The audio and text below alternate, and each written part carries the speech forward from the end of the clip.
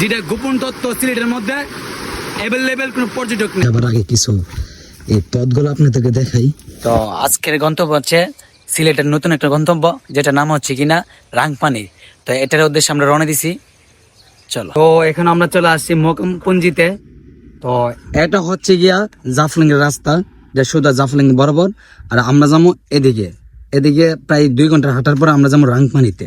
হ্যাঁ, আর এখানে সুন্দর একটা ভিউ দেখা যাইতেছে, পুরা দেখার মতন একটা ভিউ। বর্ষা শেষকালে তো মাথা নষ্ট একটা ভিউ, এই মাথা নষ্ট। সাথে আবার একটা চা বাগান। জীবনে আর কি লাগে। জীবনে আর কি লাগে। দেখা হচ্ছে রাংপানিতে। রাংপানি যাবার পথে কত নিরিবিলি একটা পথ। এই পথটা যদি একলা একলা হাঁটি, মন মানুষ খেতে এমনিতে ভালো। তো রাংপানি যাবার আগে আপনাদের কিছু গ্রাম পাড়ে দিতে হবে। গ্রামটা একদম নিরিবিলি, যা ওদের সাথে কোনো বিস্তে কথা বলা যাবে না। বিস্তে কথা বললে সমস্যা হতে পারে। রাংপানি আমরা মোটামুটি এসে পড়ছি, আর কিছুক্ষণ হাঁটলে মনে হয় আমরা রাংপানি দেখা পাবো আমরা।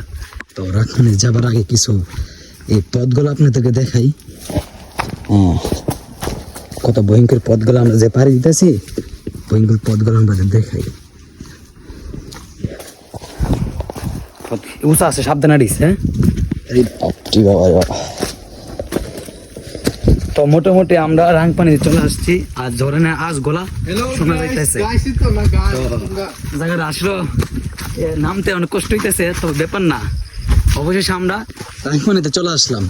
তো আমরা ওই পাথরগুলো কাছে যাবো আর কি। ঝর্ণার কাছে অনেক ঝর্ণা আছে, ঝর্ণার কাছে যাবো। এই হচ্ছে আসল রাংপানি, যেটা গোপন তত্ত্ব সিলেটের মধ্যে অ্যাভেলেবেল কোনো পর্যটক নেই। শুধু আমরা 3 জন ব্যক্তি বাদে আর কোনো পর্যটক নাই এখানে। তো নিরিবিলি পরিবেশ, ঘুরতে ভালোই লাগে। ভিডিও দেখেন।